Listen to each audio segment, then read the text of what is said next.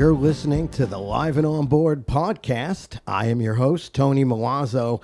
We are in the studio today in Nashville, and my guest today is songwriter, musician, the amazing David Andersen.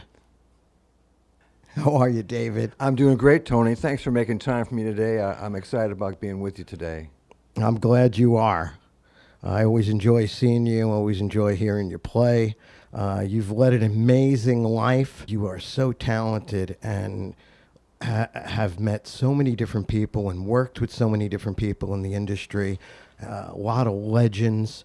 So I'm very excited to maybe hear a few stories about that right off the bat. Is that okay with you? That's great. Thank you, Tony. Excellent.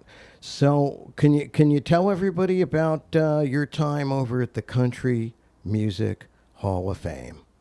Well, I was already working pretty established on the nighttime scene and the songwriter scene here in Nashville when I got word through Chet Atkins that they were going to be opening the new Country Music Hall of Fame location down on de Montbriam, and 2001, May of 2001. And so Chet wanted to have a parade of guitar players down Fifth Avenue towards the museum before they opened, to have all his favorite guitar players walking down the street with their guitars. That's a cool idea. It was like 7:30 in the morning or something, though. But it was great.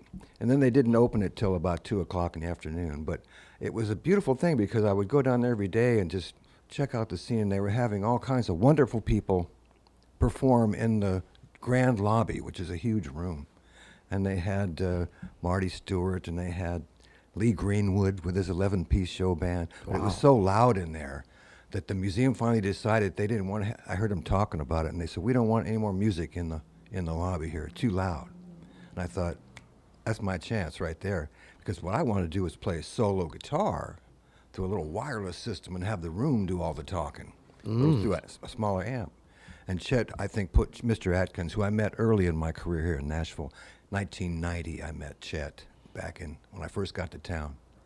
And he was always putting in a good word for me somewhere where you wouldn't know it was happening, but he would tell somebody about this David Andersen with his guitar.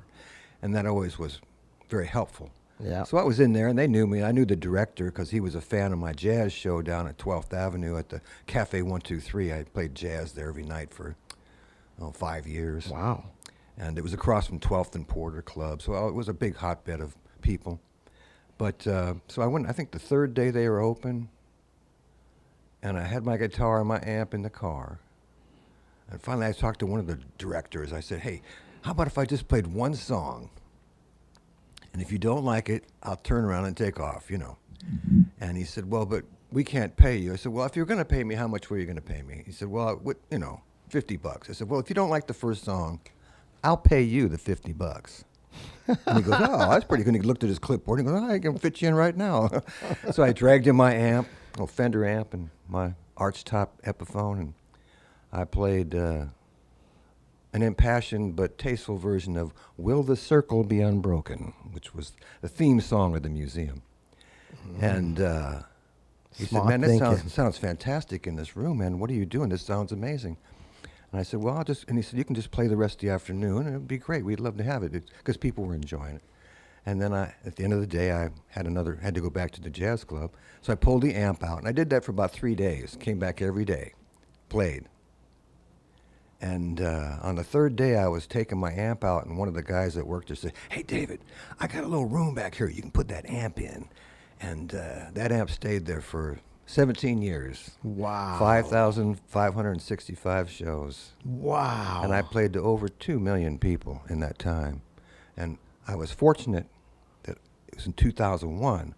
All of our heroes, Johnny Cash, Ray Price, George Jones, Loretta Lynn, they were all still living and all vital and still out happening around town. So I got to play for so many of them.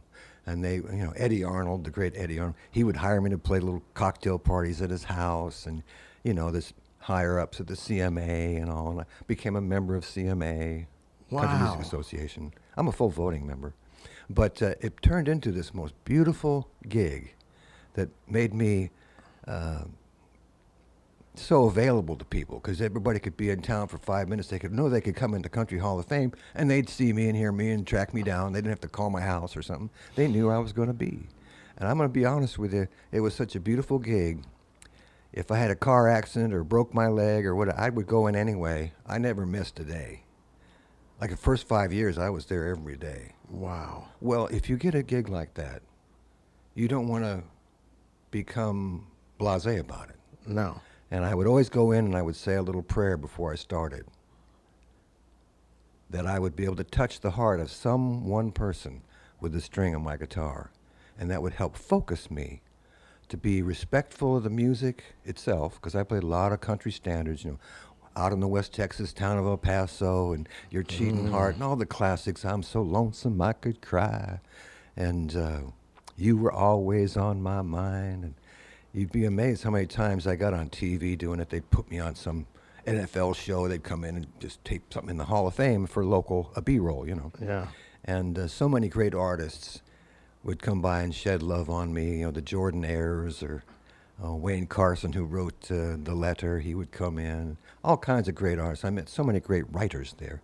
But it was a wonderful gig, and it was something I'm really proud that I got to do that. And that's how I became dubbed the Music City Ambassador. You probably heard that title accrued to me.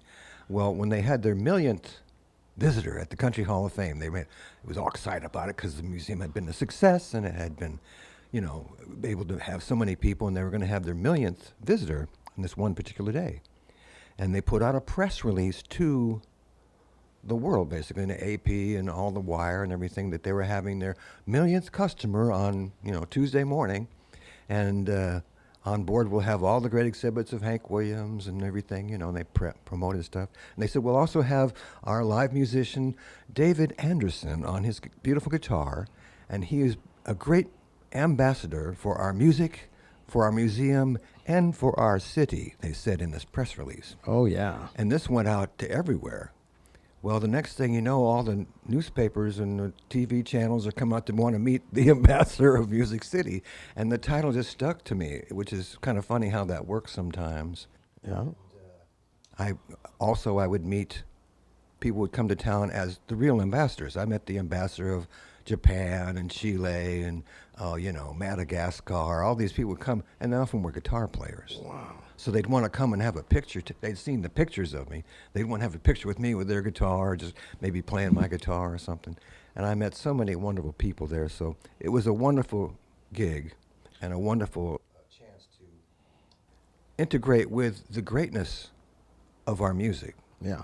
Playing from Merle Haggard or Ray Price, That's amazing. You're in touch with the source, Yeah. And all the family of Elvis Presley would come in, and his bodyguards would come in, Sonny West and Red West. They would come in, tell a couple of stories about Elvis, I never met Elvis, but I saw him live a couple times. Yeah. But it was just a wonderful experience. You certainly are blessed, I'll tell you that. You know what? The funny thing is, I often think about this every day, that my life has been touched by the hand of fate at every turn. Yeah.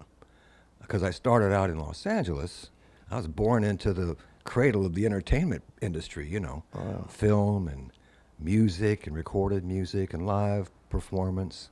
And a lot of other little kids I grew up with were also aware that we were not growing up in Hattiesburg, Mississippi or Peoria, Indiana. We were right there where it was all happening. Right. So it made you practice a little harder and dream a little bigger, Yeah. And Lots of competition. yeah, well, there was competition, but actually in the 70s when I started out, actually in the 60s, I started going to shows with my older brothers who had cars and they could drive me places.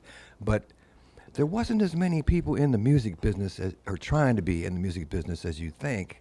It was actually a really kind of a small pool out there. Everybody was actually hoping to get into the real business, which was the movies. Right. I mean, that was it. Right. Everywhere you'd play, there'd be casting directors going, well, how will we cast this guy? There was everywhere.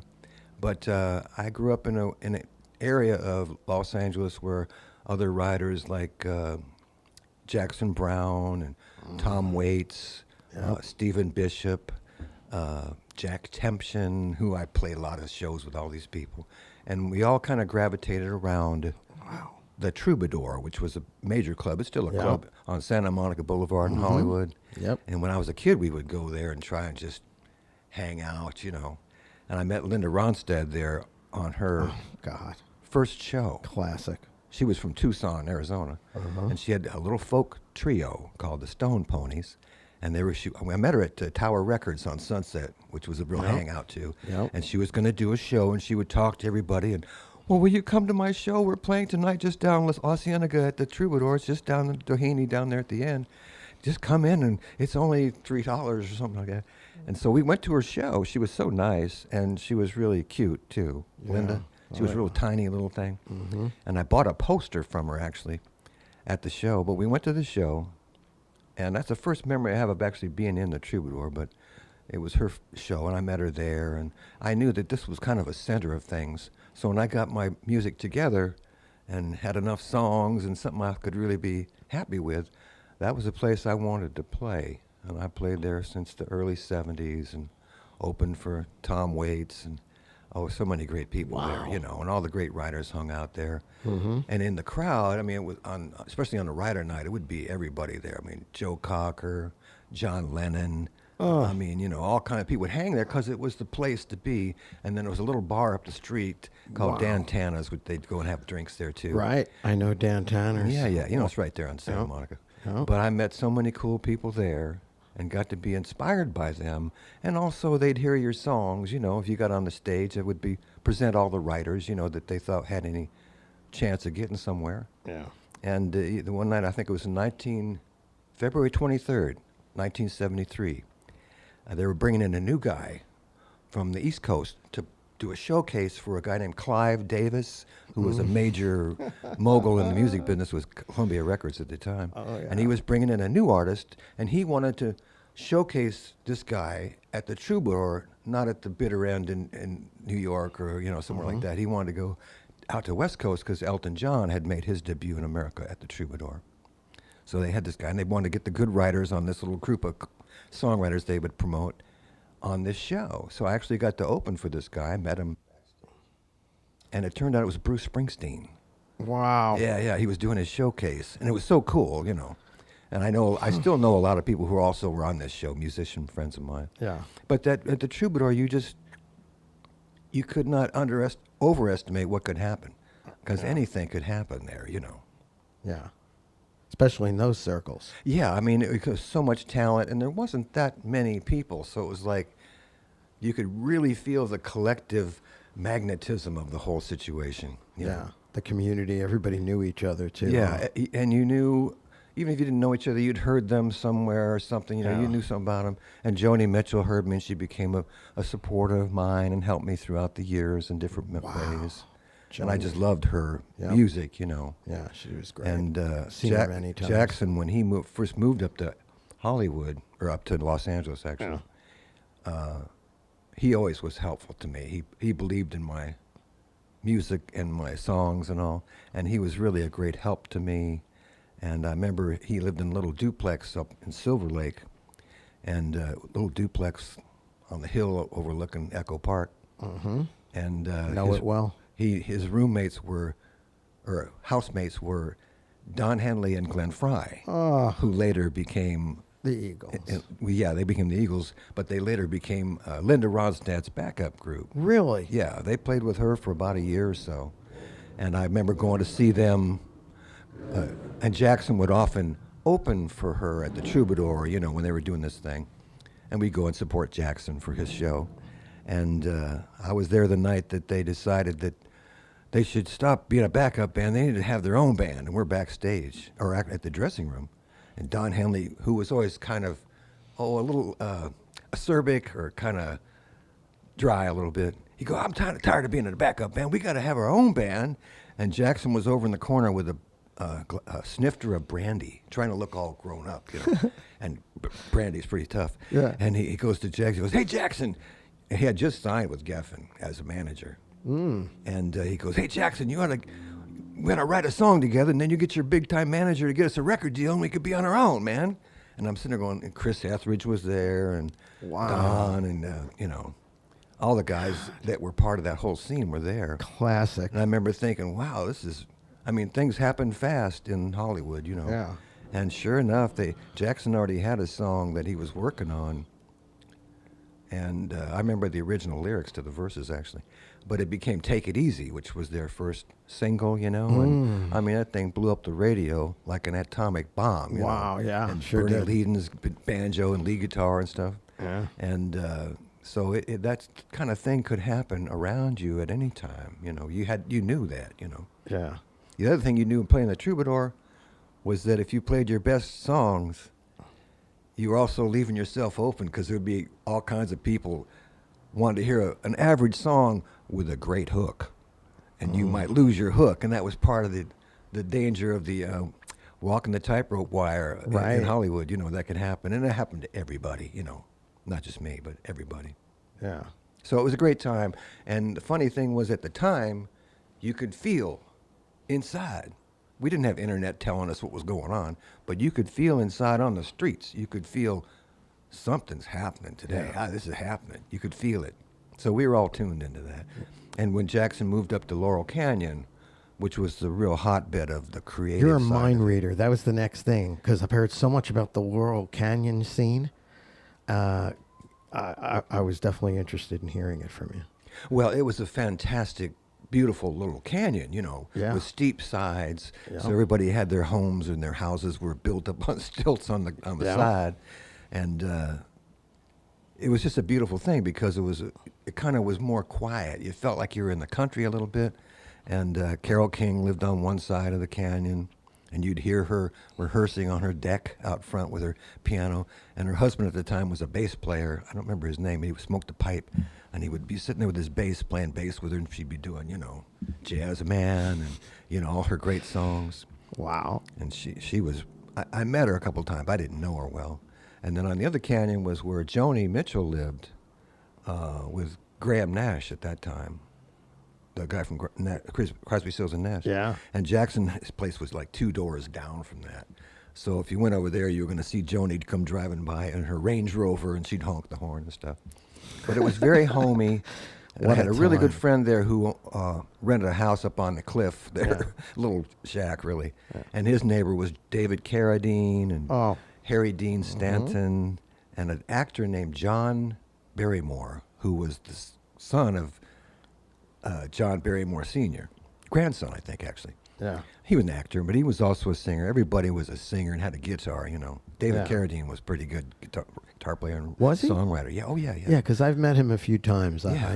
I knew David. We did some martial arts and some fighting he over was the the- Stallone house. Deep on that, Yeah. deep on the martial arts. Yeah. And one day we were having a little guitar pull, which we did at this friend of mine's house. And Janet Barry of Jan and Dean was there, I remember, and a bunch of other people. And John Barrymore comes in with David Carradine, who's got his guitar, you know. Wow. And but they had a little baby, and like a 2 months old or 3 months old baby. And we were all going, wow. And he had her in his palm almost, John Barrymore. And he goes, hey, everybody, say bye to him. Say hello to my baby sister. This is baby Drew.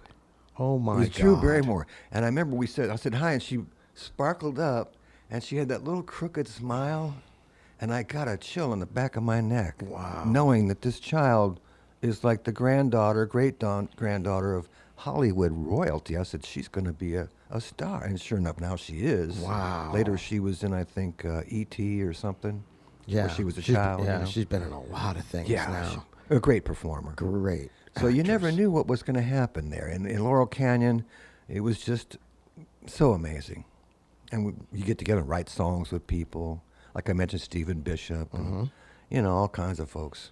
Magical. Yeah, Warren Zevon, remember him? Warren Wow. Yes. Zevon? Yeah, oh yeah.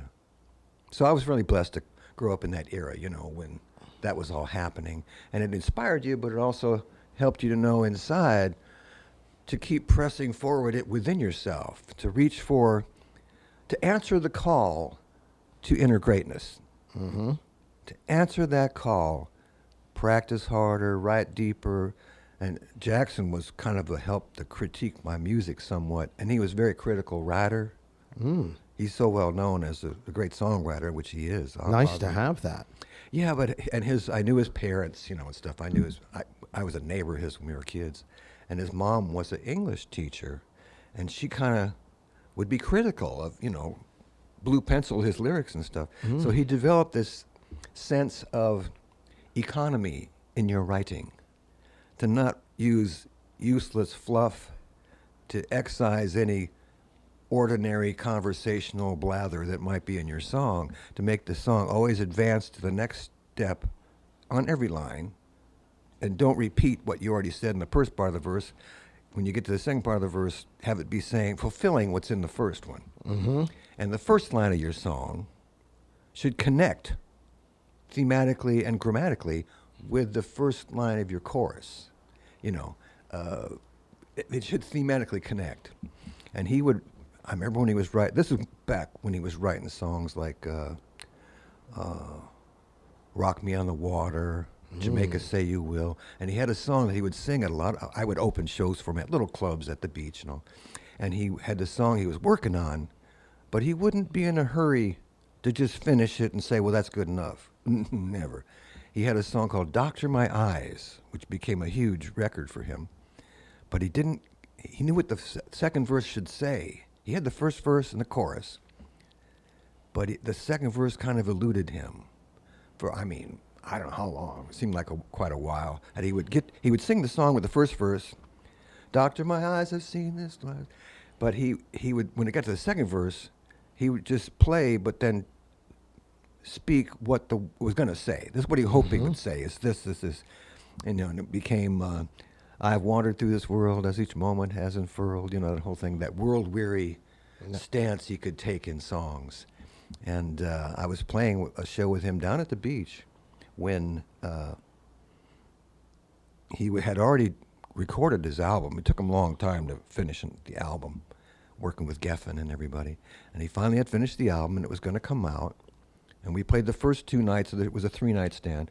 Played the first 2 nights, and it was a moderate crowd. It wasn't a big crowd. But on the third day, which I guess would have been a Saturday, the record Doctor My Eyes had come out on the radio. And when we went to come into the club that night, there was people lined up down to the interstate, man, like 1,000 people. And they weren't going to get in. It was a little folk club. And you knew Jackson had hit it, He was great. Oh, yeah. Oh, he's fantastic. Great person, too, but, superior songwriter. But I was lucky in Los Angeles to have known the greatest songwriters. I got to play songs for Hal David, who wrote with Burt Bacharach, What the World Needs Now is Love, Sweet Love, and Say a Little Prayer, And he was great. He said, man, you got good music. You need to tighten up the lyrics here and there, whatever. And another guy I knew was the greatest songwriter I probably ever met, Bob Crew, who you may not know the name so much, but he worked with the Four Seasons in the 60s. Oh. He wrote Big Girls Don't Cry and Sherry Baby, and all those. He co-wrote all those songs. Great songs. Just bulletproof songs. Jeez. That was his phrase, bulletproof. And he had produced, he was a great producer, too. He produced Patti LaBelle, Creole Lady Marmalade, which tore up the radio. Another great one. But a killer production. I would go to his sessions when he was producing stuff, and he would put up tinfoil on the walls and make everything kind of tripped out. He was a trippy guy. But one day he called up me and my buddy who lived in Benedict Canyon, who was my running buddy for years there, and Tony. He said, man, you guys got to get over here. Come to my house. I got a new song. This is going to be my biggest one ever. It's going to be a worldwide #1. Now, how would you know that? I guess you could if you were that experienced. But he said, you got to get over here. So he raced in the car over to Beechwood Canyon, went up the canyon. He lived like under the Hollywood sign there in Beechwood, and went to his little house, and little split-level house. And he had a little baby grand piano upstairs. And on the wall, nothing but gold records and reel-to-reel tapes and stuff. And he goes, this is the song. And he hits a diminished chord on the piano. And he goes, my eyes adored you. Oh, my God. Though I never laid a hand on you, my eyes adored you. Like a million miles away from me, I couldn't see how I adored you. So close, so close, and yet so far. And you could just see the melody on sheet music in your mind going, man, this is perfect. The lyric, the melody all goes together like peanut butter and jelly, Classic. And I go, wow. And we thought, well, gee, if it doesn't even go anywhere, who cares? It's a great song, But it ended up being, I think, his biggest hit worldwide. Yeah, You know? that was a monster hit. Yeah, so I was in the lap of where all that was happening, so it really helped me to focus my writing and try and make it bulletproof as much as possible. Right. And clean it up, All, So I was fortunate. all about the song. I love that in your music too. Your songs are great. Thank you so much, Tony. I really enjoy your songs. I get to listen to David play locally here in Nashville at Songwriter rounds and other things that he does, but always great. You stand out from everybody there, and so does your songs. Oh, thank you, Tony. Yeah. Well, it's a great to True be talent. a part of the Nashville songwriter community because it's a really warm fellowship and so many really wonderful artists who also, someone like us have had a full career and had a lot of good fortune smile on them during their career. And so it's always a wonderful association with people of a like mind and like, careers. Amazing community. Yeah. It is. And when I first came here, I was still working in Los Angeles. And me and my girlfriend who sang with me, we came out here and first went to Austin, which was really great, artistic town. Yeah. It's a boom town now, but it seemed kind of more, I don't know, wasn't quite our flavor. And then we came here and Nashville music industry in the 1990 was still kind of small and contained around Music Row. Yeah. Broadway hadn't blown up yet and all that hadn't happened. But the record labels were right there on Music Row. Yep. And oddly enough, we met Chet Atkins. I met him real early on, like when we were first here. And my girlfriend, who was very pretty, very poised, she was all trained in musical theater, and she was a sweet singer. And when we met him, he was giving a lecture at a hotel here, and we waited in line, about 20 people, to talk to Chet, Mr. Atkins. Mm-hmm. We got up to talk to him. I said, well, I know what I'm going to say. I know what I'm going to do. I'm going to do this. I'm going to do that. We got up to the front of the line, and she just took over. She goes, Mr. Atkins, it's wonderful meeting you, and I want to tell you something. You have to hear my boyfriend, David, play the guitar, because he's really great. He's not going to tell you that. She went to this whole spiel. And No pressure. And she was really gorgeous, so he was listening to her, and he had heard it all before, But he was very kind, and he did come out and hear me play somewhere. I forget exactly where it was. And he found favor in my playing. He said, we were going to go back to California at some point. He goes, you might, and I met with him at his office, which was right on Music Road. Oh, he had, everybody would meet over there. It was like a thing. Sweet. And I played for him there and whatever. And he said, well, you plan on going back to California? He said, they can't love you there as much as we would here, he said. And he said, no, I think I could see a real future for you as what he called a stand-alone guitar player. He didn't say a soloist. He said a stand-alone guitar player. And he looked out the picture window at his office towards downtown, kind of. He goes, no, I can see a future for you here. And I remember kind of getting the chills going, well, Wow. This guy discovered Elvis, Dolly Parton, and, tons of people.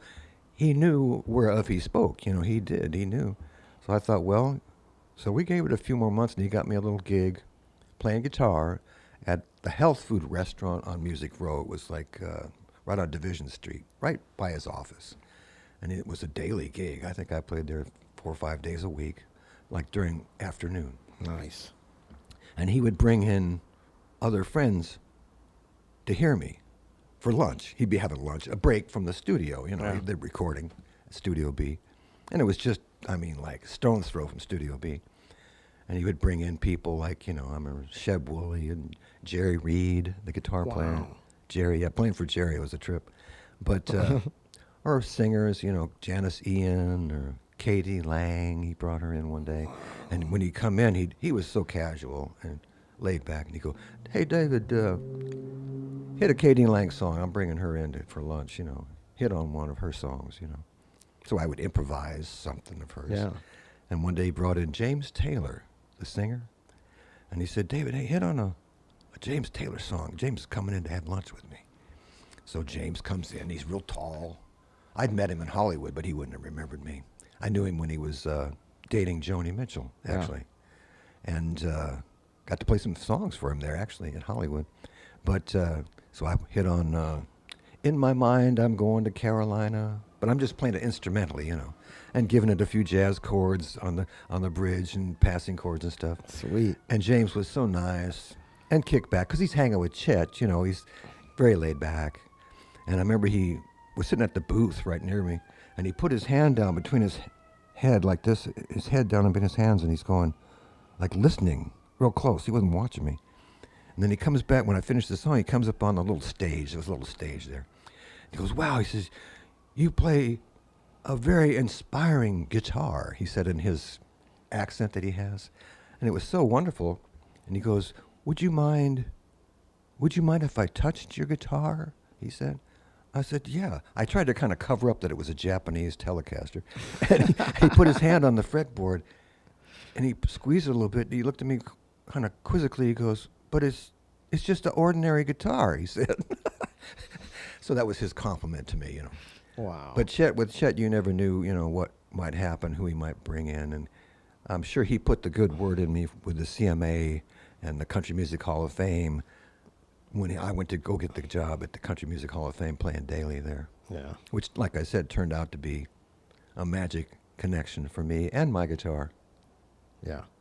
And it's obviously why. I mean, it's part of who you are. You're a gentleman, how you carry yourself, your talent, your work ethic.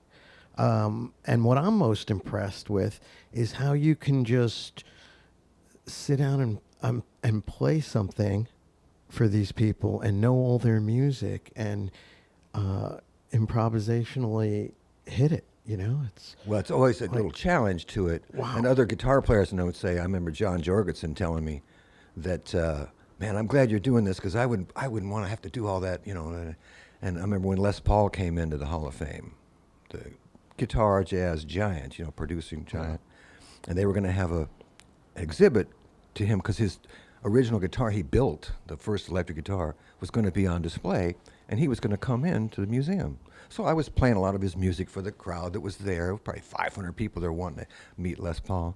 And he didn't come in the security entrance like he was supposed to. He was kind of an everyday guy. A true self-made guy. And he comes in the front door, and I'm playing How High the Moon, and I'm giving it my gusto with the bass chord and melody, ba ba ba ba ba ba ba ba ba. And he comes in, and it was a guy from Connecticut or something videotaping me playing this, and that often happened.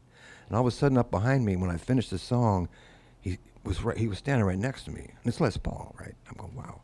And he goes, kid, you got a golden tone, he says.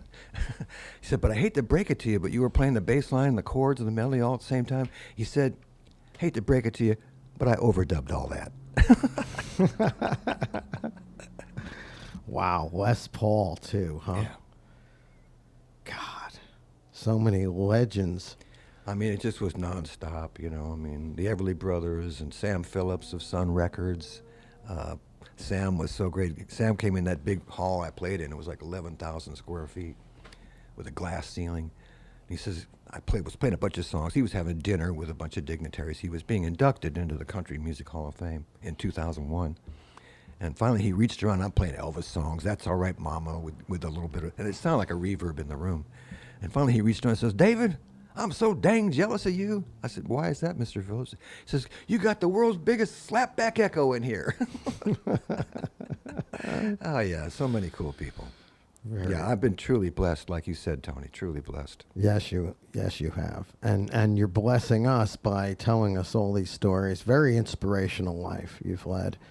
It inspires me even, and I'm really happy and thrilled if you can bring inspiration to even one other person, to give them a thought that, well, maybe something magical like that could happen for me, or maybe my song or my guitar, And at the Hall of Fame, I would always hand out a guitar pick. Somebody come up and say, will you play Country Roads or Amazing Grace? And I would play the song with one of my little guitar picks, it has my name on it. And when I'd finish it, I'd give them the guitar pick and have them strum across the strings. And they'd strum across, and they'd hear the big ringing chord, And I go, well, now you got that song in your pocket, so you take that with you as you go. Wow. And I mean, I did that 50, 60,000 times, at least over the years. And they don't forget that. No. And the little guitar picks, those things came back to me from all over the world over the years. I would do them different colors over the years so that I'd know if somebody was here in 2004 or 2012, whatever. Wow. You could tell what color the pick was. And they'd always want a new one, you know. Yeah. Can I have another one? And all the artists that you got to play for, I knew John Prine and Marty Stewart and all these great, Vince Gill, you know, they'd all Yeah. come in. And they'd laugh with me, Steve Wariner, these people like that. And they'd want to, we'd trade guitar picks. So at my house, I have boxes full of little guitar picks, you know, John Prine and all these people, and you traded with them for. But, you know, when they come in, you'd play their song and do part of the lick or something. The great guitar players, you know, so many. Wayne Moss, who played on Pretty Woman. I would go to play that lick, and he would bring in people with his family and stuff, and I'd go into his lick when he hit the front door. Or the Nitty Gritty Dirt Band, who I knew when I was a kid, you know, going to me and Mr. Bojangles, Reggie Young, the great session player from Memphis, who played with Elvis and played on Suspicious Minds and Wow. Hooked on a Feeling, you know, B.J. Thomas. He played that sitar part on there. And he'd come in, I'd go to that little sitar part, descending line. He was so great. So many of them were so very kind to me, but I loved showing the respect. And whenever I was in that room playing, I usually dressed up, you know. Yeah. Because you wanted to show respect to the artists who had created this music Yeah. and to the fans who built their careers by buying their records and going to the concerts and the Opry and everything, Hee Haw, you know, all those things. So I always kind of was an agent to help me focus my own talents in respect to the others' talents. Yeah. Well, you're a class act. You are smart. You are clever. Your music is smart and clever.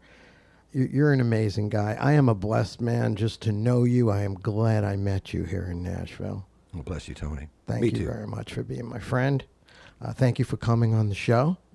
Is there anything else you want to share with us before you play a couple of songs for us?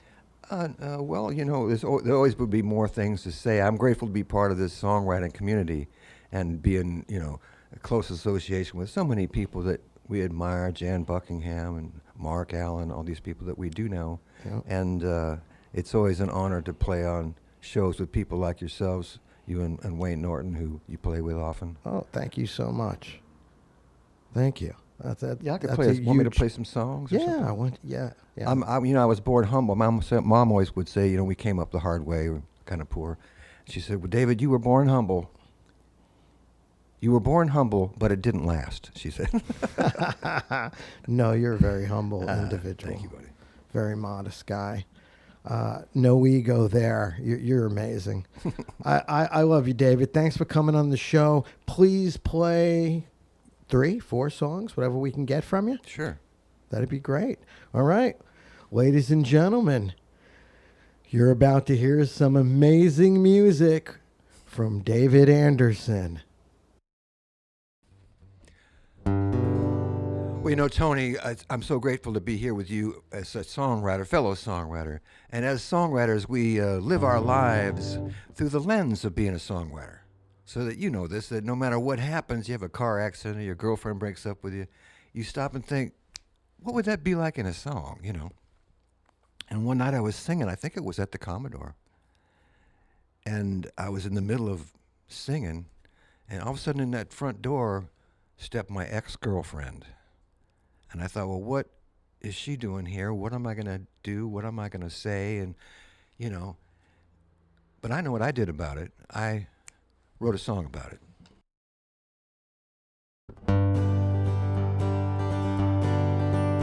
Well, I've never thought we'd meet again, not this way, in some forgotten town 1,000 miles away.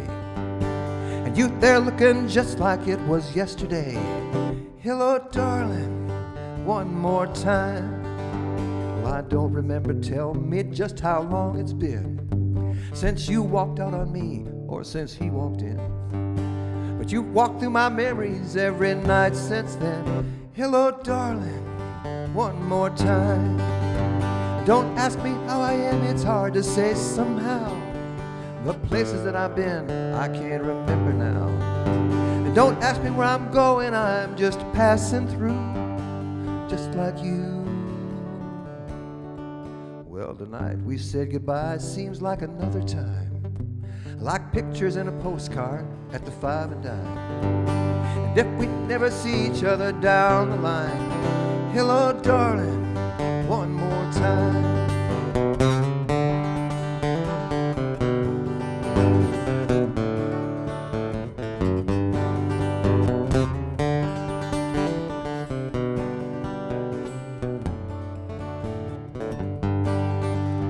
Don't ask me how I am, it's hard to say somehow.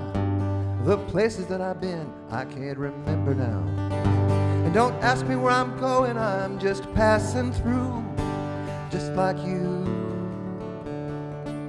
Well, I never thought we'd meet again, not this way, in some forgotten town 1,000 miles away.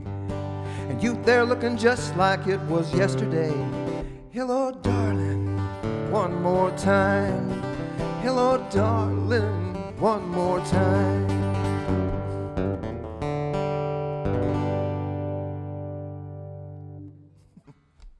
Hello, darling.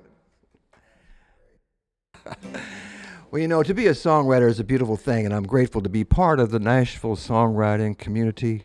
And but the funny thing is, it looks easy from the outside. Being a songwriter is tougher thing to do than it looks like from the outside. You know, in the movies, you see Elvis pick up a guitar, and all of a sudden he's singing, "It's now or never." But actually, it's a tougher thing than it looks like from the outside, and because you have to be able to write the music, you have to be able to write the words, you have to be able to write the lyrics, whatever that is, I'm not sure. And then you have to do the hard part, which is you have to be able to memorize the whole thing, so that when you get in front of a microphone, in front of a big crowd under the stage lights, you'll be able to remember the whole song and sing it perfect. Well, I was in the Commodore singing one night, and I was doing some new songs. And in the middle of the first verse, I forgot the words, and I had to stop and start again. And in the crowd, somebody yelled out from the crowd, a friend of mine yelled out and said, "Hey, David, you know, they say your memory's the first thing to go." And everybody laughed, but I thought, hey, wait a second. That's kind of a good idea for a song. So I wrote this song about it.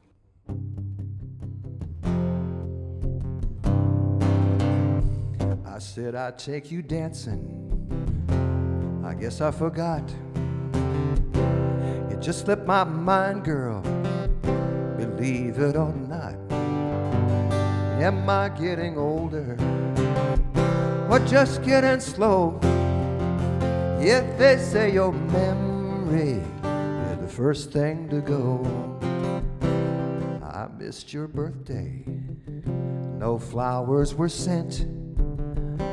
Our anniversary, it came and it went. I worked late on Friday, I forgot to call home. If they say your memory is the first thing to go. I forgot to remember to pay more attention to you. I guess I must be crazy or just getting lazy, it's true. I get more forgetful, yeah, the older I grow. If they say your memory is the first thing to go. Hey.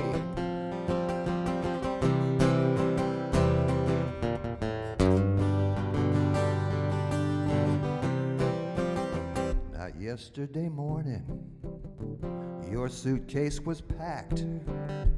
You said you were leaving and not looking back. All my friends tried to warn me, but hey, what did they know? Yet they said your memory would be the first thing to go. I forgot to remember to pay more attention to you. I guess I must be crazy or just getting lazy, it's true. I get more forgetful, yeah, the older I grow. Yet they say your memory is the first thing to go. Yet they say your memory is the first thing to go.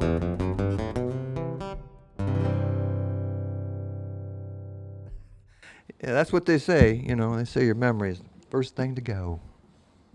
Luckily, mine has still survived. I remembered all the words. Did I remember all the words? I think I did. I ought to. I wrote them myself. I write most of my songs the easy way, though. I driving down the car, I'll just copy them off the radio. You know, and they're all hits that way. You can cut that out if you want to. But, you know, it's great to be in the songwriter community and great to be here with you, Tony.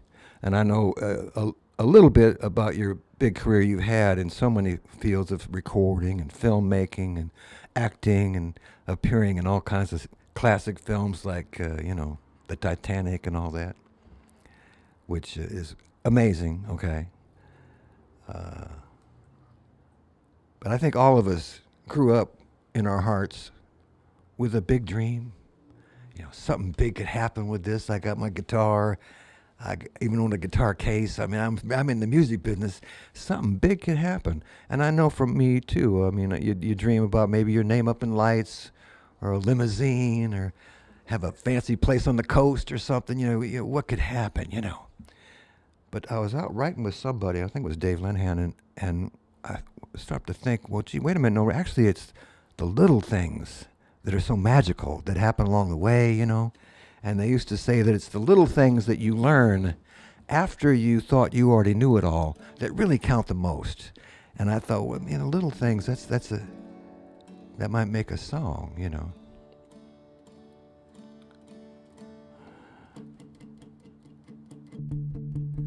Some people dream of the big things in life, big limousines and a name up in lights, but everyone knows those things come and go. And some people think what they want the most, big diamond rings or a place on the coast. But baby, I know it's the little things. Just give me one kiss, I'd change your life on a night like this. Just give me one chance, one little spark, start a romance. We'll know what happiness means. It's the little things. And some people think they gotta go far, live like a king or a movie star, and drive a big fancy car. That's just the way people are. And some people think they must have the best. They say they ain't gonna settle for less, but I know what happiness is. Yeah, it's the little things. Just give me one kiss, might change your life on a night like this. Just give me one chance, one little spark, start a romance. We'll know what happiness means. It's the little things. Yeah, it's the little things.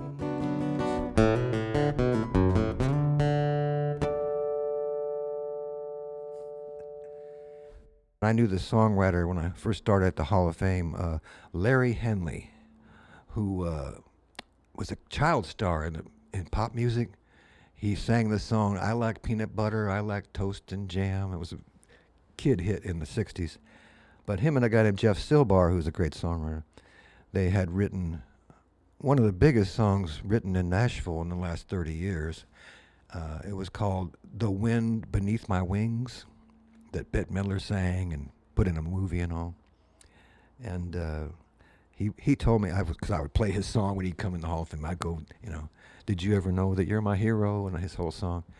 And he said, well, you got to always remember that you always keep reaching for the timeless, you know, and reaching for the chance to make the personal universal, you know, like Tony Arata did with the dance. You know, he's at the dance with his girlfriend, and all of a sudden it turns into the history of the world, you know, spinning around them. And one night I think it was at one of the clubs here. I was singing my tunes, and somebody asked me, you know, you've had a cool career in the music business, and you've had all these amazing things that happened for you, and you knew all our heroes. You knew Ray Price and, Chris Christopherson and all these people. And I said, Cowboy Jack Clement, who was one of the first people I met in town. He had been the engineer at Sun Records, and he was the guy who recorded the song Jerry Lee Lewis's first record. They were supposed to cut a country song that Jack had written. Supposed to cut this song and don't do anything else. And they couldn't get the song down. It was somehow the band couldn't get it, and Jerry Lee didn't like the song. And when the break, Jerry Lee started just playing on the break. He said, "Let's play that thing we jammed on last night at the club." And they started jamming away. And Cowboy's looking at stuff. He's going, all of a sudden he heard it. He's going, "Wait a minute, that's great." And he stopped him. He said, "Start that again." And it was the song "Whole Lot of Shaking Going On." You ever heard that with a piano playing? That was like a first take. If it sounds so amazing and happening, I mean, this is how talented they were. But they asked me at the club that night, I said, "Well, do you ever write songs about your own career in music? It's cool you write love songs and breakup songs and highway songs and, lost love songs and dreamer songs like The Little Things. But have you ever written about your own life in music?" And I said, "Well, I couldn't think that if I had." And I started out as a kid in music. I just wanted to get going. I thought, well, I want to see if I have any good. I want to persuade a friend of mine, because he had a car. He had a little foreign car. And I said, let's drive up to San Francisco. We had no earthly idea how far San Francisco was. But let's drive up to San Francisco, and I'll play my guitar, and I can sing for people, and we'll see how I would do this, if it would really work. And so it was like 3 days to get to San Francisco. And we'd pull off at every little watering hole and whistle stop along the way. And I'd pull out my guitar and my little slide bar, and I'd start playing some songs for people. And you'd get little tips, and people would say, "Hey, I'll give you a tip, brush your teeth," that kind of thing, And they said, but I realized that I just love doing it. Because when you're a songwriter, you're singing your life. You're turning yourself inside out so that others can find some joy in it to power their own next 20 minutes of life. And I heard Michael Jackson one time interviewed at the end of his life, and they were asking him the significance behind his songs and what did this one mean and that one mean. And he got kind of frustrated, and he said, I got to stop you. I just want to tell you, I know this much. I was born to make people happy. And I thought that was such a wonderful way of distilling it down to the essence. So I wrote this song about that. When I was young and 20, I took off up the road to find the land of plenty, to find my pot of gold. And an old man up the mountain, he gave me his advice. He said, "Son, sometimes you play it safe, sometimes you roll the dice." And then he said, "Farewell, till we meet again. Only time can tell, who knows where or when. But I hope someday, yeah, somewhere down the line, I hope we meet again on the road of life." Then I met a pretty woman. She had diamonds in her eyes. I thought I found my savior, thought I found my paradise. And we spent a long hot summer in a city by the bay. Then she gave me one last goodbye kiss, and I thought I heard her say, "Farewell, till we meet again. Only time can tell, who knows where or when. But I hope someday, yeah, somewhere down the line, I hope we meet again on the road of life."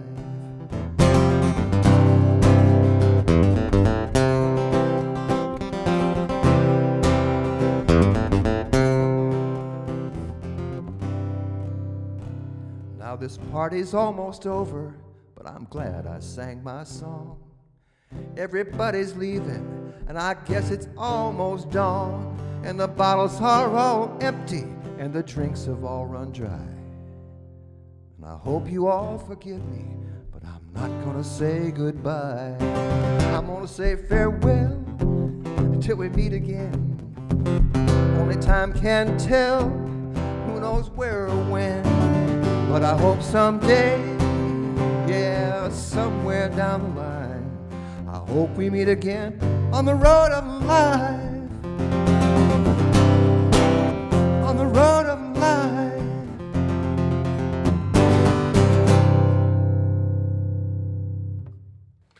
I hope we meet again on the road of life. You've been listening to the Live and Onboard podcast with your host, Tony Milazzo. Join our Facebook group, Live and Onboard Podcast. Subscribe to Live and Onboard Podcast on YouTube. You can email us at liveandonboardpodcast@gmail.com. You can also find me on Instagram and TikTok at Tony Milazzo Live. Thanks for listening, and share this with a friend.